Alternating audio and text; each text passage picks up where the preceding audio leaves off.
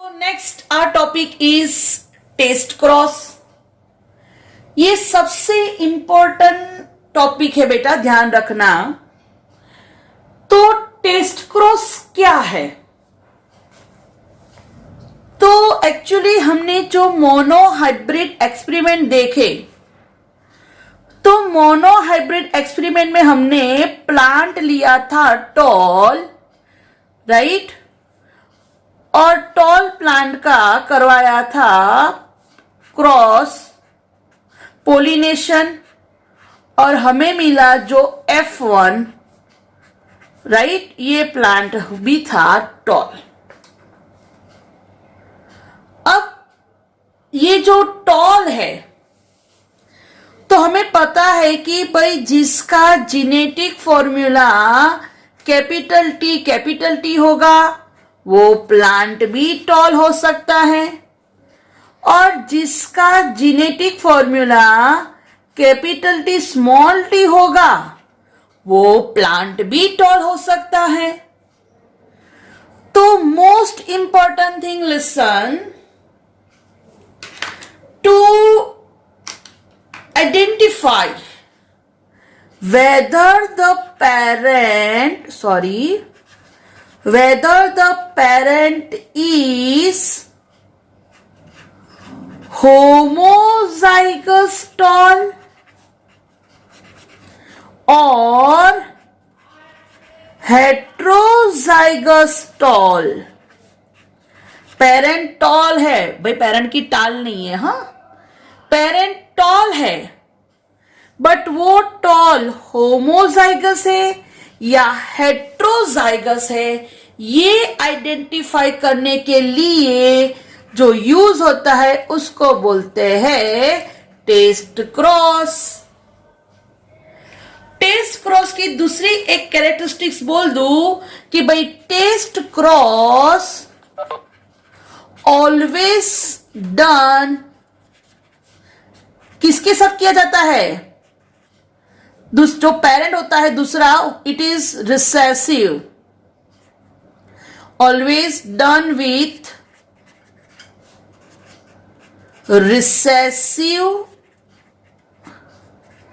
Parent, मतलब कि उसके दूसरे दोनों जीन रिसेसिव है। जैसे मैं आपको एग्जाम्पल लिख के दे रही हूं कि चलो मेरा एक पेरेंट टॉल है, हमें देखना है कि ये टॉल होमो है कि हेट्रो है। आपके ये पेरेंट को आपको आइडेंटिफाई करना है वो होमो है या हेट्रो, तो आप क्या करोगे? ये पेरेंट का टेस्ट क्रॉस करोगे। पर टेस्ट क्रॉस किसके साथ होता है? with the parent having both the recessive gene, right? उसके दोनों जीन्स कैसे होते हैं? रिसेसिव।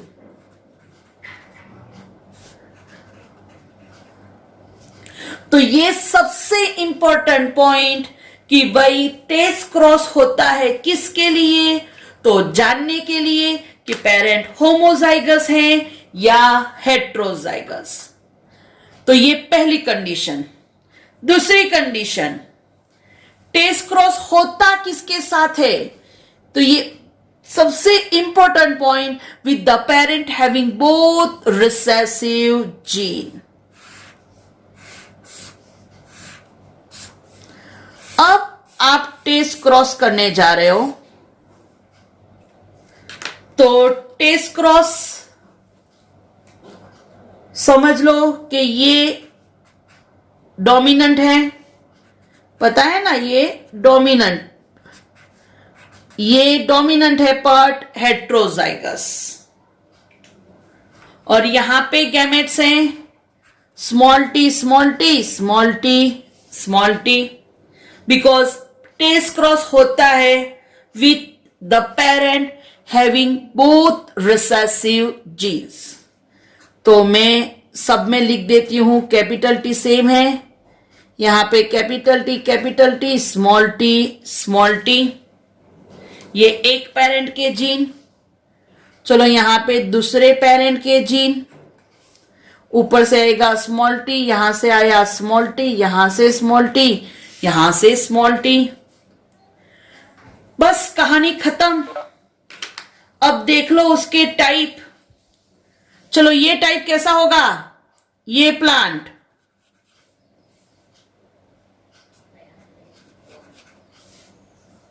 ये प्लांट, ये प्लांट। तो आप देख सकते हो यहां पे 100% प्लांट टॉल। तो चलो यहां पे ये प्लांट कैसा होगा, यस। चलो ये प्लांट, गुड। ये plant,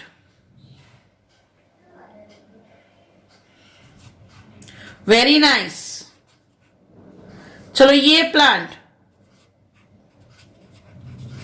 very nice, good. Sorry. तो आप देख सकते हो टॉल वर्सेस ड्वार्फ। तो 50% टॉल, 50% ड्वार्फ, समझ में आया ना। 2:2 तो रेशियो हो गया 50-50। 100 में डिवाइड करूं तो 25-25, दैट इज 50% टॉल, तो ये 50% ड्वार्फ। तो अब आपको मिला आपके टेस्ट क्रॉस का रिजल्ट कि जब भी पेरेंट्स को बोथ द रिसेसिव कैरेक्टरिस्टिक्स जिसके हैं वो पेरेंट्स के साथ जब टेस्ट क्रॉस करवाते हो तो अगर सारे 100% ऑफस्प्रिंग टॉल है then the parent must be homozygous tall. और अगर ऑफस्प्रिंग 50-50 है then the parent must be heterozygous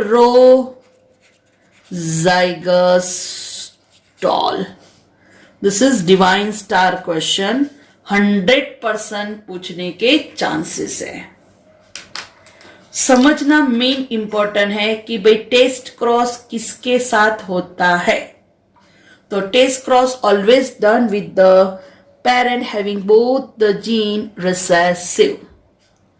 Why test cross occurs or why test cross is done?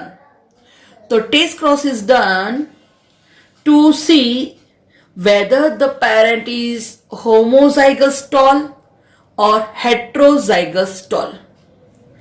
अब समझ लो कि आपके पास ये कुछ भी नहीं है और आपको सिर्फ इतना बताया है कि भाई जो ऑफस्प्रिंग है वो 100% टॉल है, ये एक्सपेरिमेंट के बाद, राइट।